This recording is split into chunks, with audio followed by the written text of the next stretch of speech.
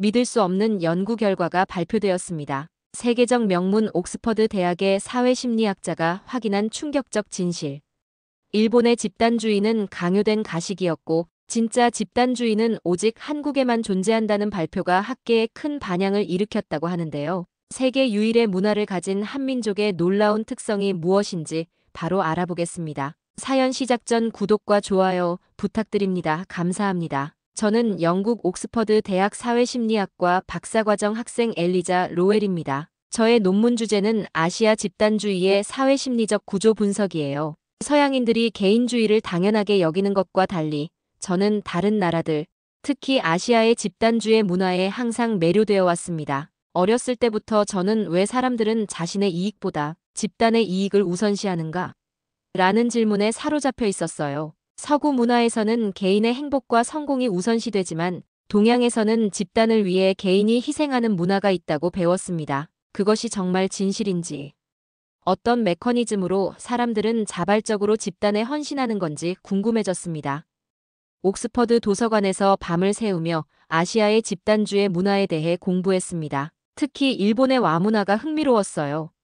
조화를 중시하고 튀지 않으며 집단의 규칙을 따르는 문화. 저는 이런 일본의 집단주의가 서양의 개인주의와는 완전히 다른 심리적 메커니즘을 가지고 있을 것이라고 가정했습니다. 엘리자, 너 정말 이런 것에 관심 있니? 지도교수인 톰슨 박사는 의아해했어요.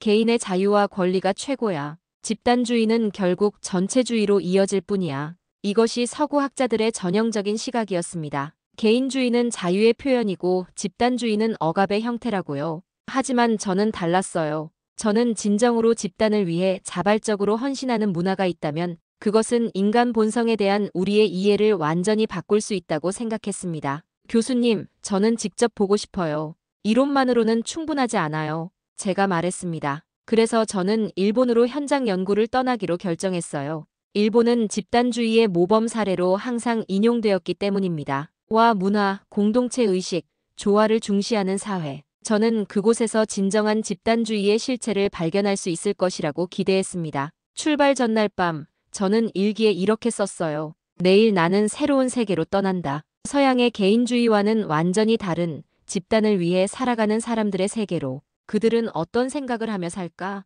어떻게 자신보다 타인을 우선시할 수 있을까? 나는 그 심리적 메커니즘을 밝혀내고 싶다. 비행기를 타기 전 저는 마지막으로 옥스퍼드의 도서관을 방문했습니다. 일본 문화에 관한 책들을 다시 한번 살펴보았죠. 사무라이 정신와의 철학, 이해 시스템. 이런 개념들이 일본인들에게 어떤 영향을 미치는지 직접 볼 생각에 가슴이 뛰었습니다. 그때는 몰랐어요. 제가 찾던 진정한 집단주의가 일본이 아닌 다른 곳에 있다는 것을. 그리고 그 발견이 저의 인생과 연구를 완전히 바꿔놓게 될 거라는 사실을요. 나리타 공항에 도착한 첫날부터 일본은 제 예상과 딱 맞아떨어지는 듯 했습니다. 모든 것이 질서정연했어요. 공항 직원들은 완벽하게 제복을 갖추고 정확한 각도로 고개를 숙였습니다. 택시기사는 흰 장갑을 끼고 예의 바르게 문을 열어주었고요. 도쿄행 열차에서는 모든 사람들이 조용히 자신의 공간 안에 머물렀어요. 이것이 제가 책에서 읽은 와의 문화였습니다.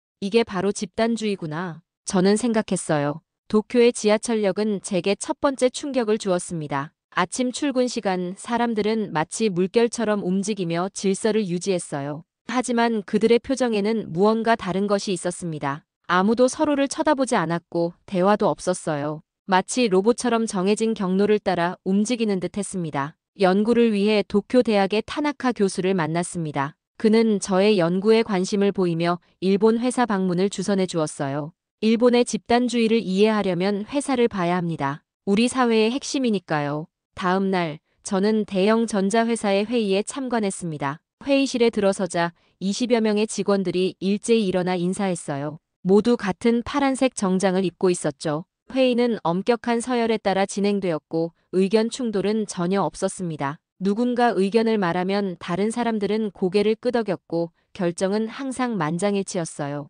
그러나 회의가 끝나고 화장실에서 우연히 들은 대화가 저를 혼란스럽게 했습니다. 부장님 아이디어는 정말 말도 안 돼. 하지만 뭐 어쩔 수 없지. 두 여직원이 작은 목소리로 속삭였어요. 회의실에서의 조화로운 모습과는 완전히 달랐습니다. 이후 몇 주 동안 저는 학교, 커뮤니티 센터, 종교시설 등 다양한 곳을 방문했어요. 겉으로 보이는 모습은 항상 완벽했습니다. 규칙을 따르고 질서를 지키고 조화를 유지하는 모습이었죠. 하지만 점점 더 깊은 부분에서 무언가 다른 것을 느꼈습니다. 한 일본인 대학생과의 인터뷰가 특히 인상적이었어요. 저희는 집단을 중시하지만 속마음은 말하지 않습니다. 그게 우리 방식이에요. 그녀가 말했습니다.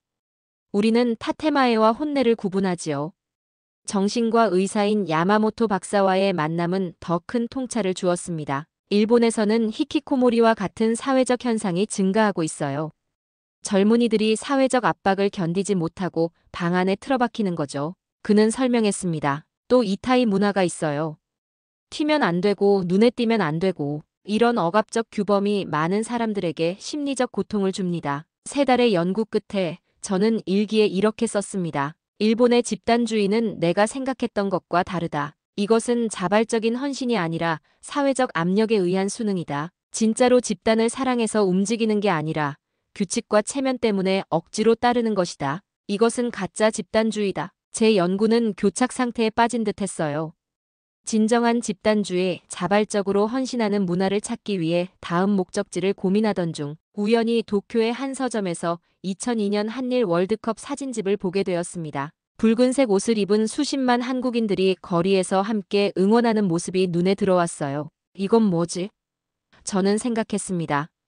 그 사진 속 사람들은 억압받는 것처럼 보이지 않았어요. 오히려 열정적이고 자발적으로 하나가 된 모습이었습니다. 그 순간 저는 다음 연구지로 한국을 선택했습니다. 인천국제공항에 도착한 순간부터 일본과는 완전히 다른 분위기를 느꼈습니다. 공항 직원들은 정중하면서도 따뜻한 미소로 저를 맞이했어요. 그들의 예의는 일본과 마찬가지로 완벽했지만 어딘가 더 인간적이었습니다. 가식이 아닌 진심이 느껴졌어요. 공항에서 서울 시내로 향하는 버스에서 저는 창밖 풍경에 넋을 잃었습니다. 거리는 활기가 넘쳤고 사람들은 표정이 살아있었어요. 일본의 조용하고 정적인 분위기와는 달리 한국은 역동적이고 열정적인 에너지로 가득했습니다. 숙소로 정한 전통 한옥 게스트하우스에 도착하자 주인 할머니가 반갑게 맞아주셨어요. 어서 와요. 먼 길 오느라 힘들었죠? 우리 집이라고 생각하세요. 그리고는 제게 김치와 과일을 내주셨습니다.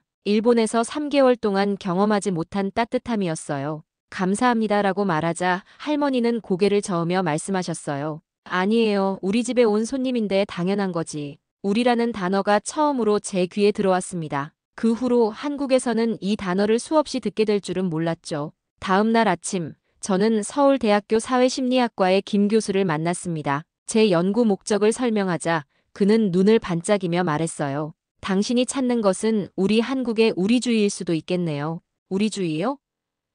이것은 제가 들어본 적 없는 단어였습니다. 네, 한국인들은 나보다 우리라는 개념을 사용하는 경우가 많아요. 우리 집, 우리 학교, 우리나라. 심지어 배우자를 가리킬 때도 우리 남편, 우리 아내라고 하죠.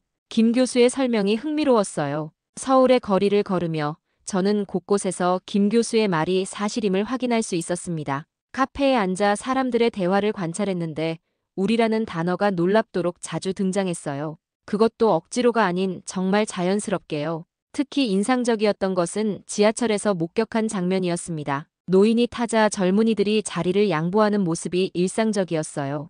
일본에서도 비슷한 광경을 볼 수 있었지만 여기서는 규칙이나 의무감이 아닌 진심에서 우러나오는 행동처럼 보였습니다. 한 젊은 여성에게 왜 자리를 양보했는지 물어봤더니 그녀는 당연하다는 듯이 대답했어요. 어르신인데 서 계시면 안 되죠. 우리가 도와드려야지요. 그 우리라는 단어가 다시 등장했습니다. 숙소로 돌아오는 길에 갑자기 비가 내리기 시작했는데 옆에 있던 상점 주인이 달려나와 우산을 건네주셨어요.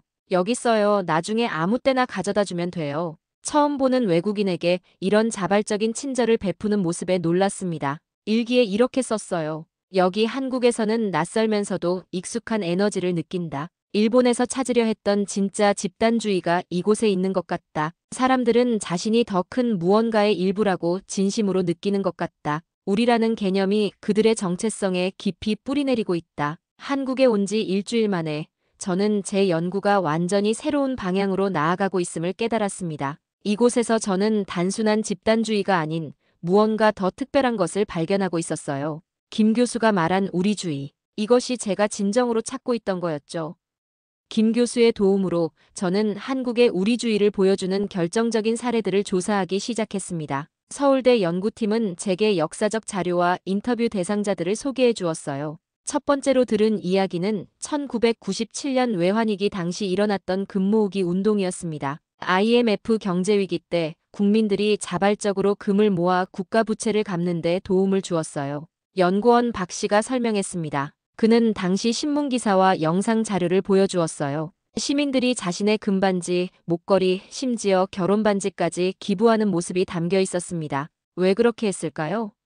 제가 물었습니다. 국가가 어려움에 처했으니까요. 우리나라를 돕는 건 당연한 일이었어요. 그의 대답은 단순했지만 그 안에 담긴 의미는 복잡했습니다. 국가를 위해 자신의 소중한 물건을 기꺼이 내놓는 이런 행동은 제가 서구에서 상상하기 어려운 일이었어요. 두 번째 사례는 2007년 태안반도 기름 유출 사고였습니다. 한 유조선이 충돌해 바다에 기름을 쏟았고 그 결과 아름다운 해안이 검은 기름으로 뒤덮였다고 해요. 놀라운 건 이후의 일이었어요. 전국에서 수만 명의 자원봉사자들이 모여들었습니다. 김 교수가 말했어요. 사람들은 자비로 여행비를 내고 숙식을 해결하며 해안 정화 작업에 참여했어요. 학생, 군인, 주부, 회사원, 모든 계층의 사람들이 모였죠. 영상 속에는 맨손으로 기름을 닦아내는 시민들의 모습이 담겨 있었습니다. 그들의 표정에서는 고통이 아닌 오히려 연대감과 사명감이 느껴졌어요.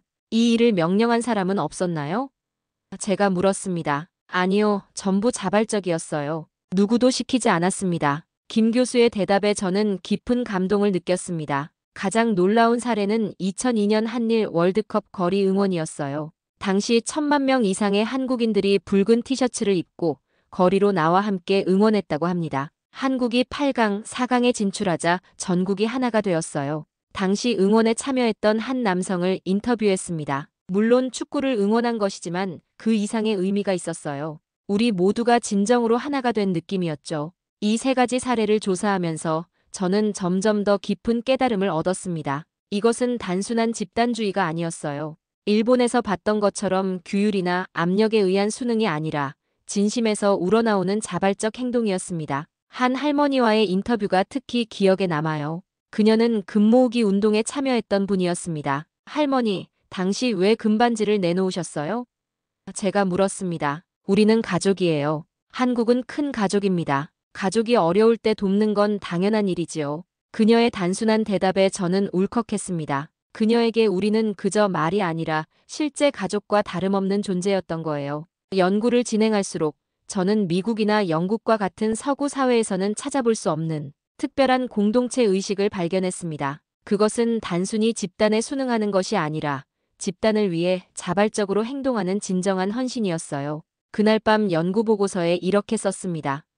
오늘 나는 일본에서 찾으려 했던 진짜 집단주의의 존재를 확인했다. 그것은 한국의 우리주의였다. 개인이 억압받는 것이 아니라 개인들이 자발적으로 하나가 되어 움직이는 문화. 이것이 내 연구의 핵심이 될 것이다. 저는 이 발견에 너무 흥분한 나머지 그날 밤 김 교수에게 긴 이메일을 썼습니다. 저는 지금 정말 특별한 것을 발견하고 있는 것 같습니다. 한국의 우리주의는 서구의 개인주의나 일본의 형식적 집단주의와는 완전히 다른 독특한 사회심리적 현상입니다. 연구가 깊어질수록 일본에서 경험한 표면적 수능과 한국의 자발적 헌신 사이의 차이점이 더욱 명확해졌습니다. 두 문화 모두 서구의 개인주의와는 다른 집단주의적 특성을 가지고 있지만 그 내면의 메커니즘은 완전히 달랐어요. 김 교수와 함께 일본과 한국의 집단주의를 비교 분석하는 시간을 가졌습니다. 교수는 흰 보드에 2개의 칼럼을 그리고 차이점을 정리했어요. 일본의 집단주의는 규율과 의무에 기반합니다. 반면 한국의 집단주의는 정과 우리라는 개념에 기반하죠. 김 교수의 말이 제 연구의 핵심을 짚어주었습니다. 다음 날 서울대 심리학과 교수와의 인터뷰에서 더 깊은 통찰을 얻었어요. 한국은 가족주의에서 비롯된 우리주의가 뿌리 깊습니다. 가족을 확장해 사회 전체를 하나의 가족처럼 인식하는 경향이 있어요. 일본의 집단주의가 시스템을 위한 것이라면 한국의 집단주의는 사람들 간의 관계를 위한 것입니다. 이 차이는 두 나라의 문화적 증후군에서도 드러났어요. 일본에서는 히키코모리나 대인 기피증과 같이 사회적 압력으로부터 도피하는 현상이 흔했습니다. 반면 한국에서는 화병이라는 억눌린 감정이 폭발하는 형태의 스트레스 반응이 특징적이었어요. 이런 문화적 증후군은 집단과의 관계 방식이 전혀 다름을 보여줍니다. 김 교수가 설명했어요. 일본인들은 집단의 규칙에 순응하지만 내면적으로는 분리되어 있고 한국인들은 집단과 정서적으로 깊이 연결되어 있어요. 일본에서 인터뷰했던 사람들과 한국에서 만난 사람들의 말을 비교해보니 차이가 더욱 분명했습니다. 일본인들은 그렇게 하는 것이 규칙입니다 라고 말했지만 한국인들은 우리는 서로 도와야 합니다 라고 말했어요. 전자는 외부의 규범을, 후자는 내면의 가치를 강조했습니다. 언어에서도 이런 차이를 발견했어요. 일본어에서 우리를 의미하는 와레와레는 공식적인 상황에서 제한적으로 사용되지만 한국어의 우리는 일상 대화에서 자연스럽게 사용되었습니다. 심지어 나의 집 대신 우리 집, 나의 학교 대신 우리 학교라고 표현하는 것이 일반적이었어요. 한 언어학자는 이렇게 설명했습니다. 한국어에서 우리는 단순한 복수형이 아닙니다. 그것은 소속감과 유대감을 표현하는 방식이에요. 이런 언어적 특성은 한국인의 심리에 깊은 영향을 미칩니다. 박물관을 방문했을 때도 흥미로운 차이를 발견했어요. 일본 박물관에서는 와의 미학과 형식적 아름다움이 강조되었지만 한국 박물관에서는 민중의 역사와 공동체의 힘이 강조되었습니다. 특히 인상적이었던 것은 양국 역사에서 외세의 침략에 대한 대응이었어요. 일본은 공식적인 시스템을 통해 대응했지만 한국에서는 의병이라고 불리는 민간 자원군이 자발적으로 조직되어 맞섰다는 것을 알게 되었습니다. 이것이 우리주의의 역사적 뿌리입니다. 한 역사학자가 말했어요. 위기 상황에서 한국인들은 자발적으로 단결하는 전통이 있습니다. 그때 저는 깨달았습니다. 일본과 한국의 차이는 물과 불만큼 극명하다. 같은 집단주의라는 이름 아래 완전히 다른 실체가 존재한다. 일본의 집단주의가 의무라면 한국의 집단주의는 사랑에 가깝다. 이것이 내 연구의 중심 주제가 될 것이다. 김 교수에게 이런 생각을 말했더니 그는 미소를 지으며 말했어요. 이제 당신은 우리의 진정한 의미를 이해하기 시작했군요. 이것은 단순한 학문적 개념이 아니라 한국인의 정체성을 형성하는 핵심 가치입니다. 한국에서의 연구가 깊어질수록 제 마음속에는 새로운 불안이 자라났습니다. 내가 본 것이 진짜일까? 문화는 눈으로만 관찰해서 알 수 있는 것일까? 외부자로서 내가 한국 문화의 본질을 정말로 이해할 수 있을지 의문이 들기 시작했어요. 며칠 뒤 저는 김 교수에게 이런 고민을 털어놓았습니다. 교수님, 제가 우리주의라고 부르는 이 현상을 객관적으로 증명할 방법이 있을까요? 외부인의 시각으로 이해한 것이 틀릴 수도 있지 않을까요? 김 교수는 잠시 생각하더니 말했어요. 엘리자, 당신이 말한 고민은 모든 문화 연구자가 갖는 본질적인 질문입니다. 하지만 때로는 생생한 경험이 통계보다 더 많은 것을 말해주기도 해요. 직접 경험해보는 건 어떨까요? 그래서 저는 서울을 벗어나 한국의 시골 마을로 여행을 떠났습니다. 한 작은 마을에 도착했을 때 마침 추수철이었어요. 마을 사람들은 모두 나와 함께 일하고 있었습니다. 한 노인이 저를 알아보고 다가왔어요. 외국인인가? 구경하러 왔나? 제가 연구 중이라고 설명하자 그는 저를 마을 회관으로 초대했습니다. 그곳에서 많은 주민들이 함께 식사를 하고 있었어요. 우리는 함께 일하고 함께 먹고 함께 살아요. 노인이 말했습니다. 한국인은 서로가 서로를 위해 존재하는 사람들입니다. 그 말을 들으며 식사를 하는 동안 저는 이들의 관계에서 특별한 따뜻함을 느꼈습니다. 그것은 제가 영국이나 일본에서 경험한 적 없는 종류의 유대감이었어요. 다음 날 서울로 돌아오는 기차 안에서 저는 창밖을 바라보며 생각에 잠겼습니다. 이론과 통계만으로는 결코 이해할 수 없는 무언가가 있다는 것을 깨달았어요. 그것은 직접 경험해야만 이해할 수 있는 것이었습니다. 서울역에 도착했을 때 우연히 길거리에서 이상한 광경을 목격했어요. 사람들이 줄을 서서 무료로 국밥을 받고 있었습니다. 호기심의 이유를 물어보니 오늘이 노인의 날이라 지역 상인들이 함께 모여 어르신들을 대접하는 행사라고 했어요. 왜 이런 행사를 하나요?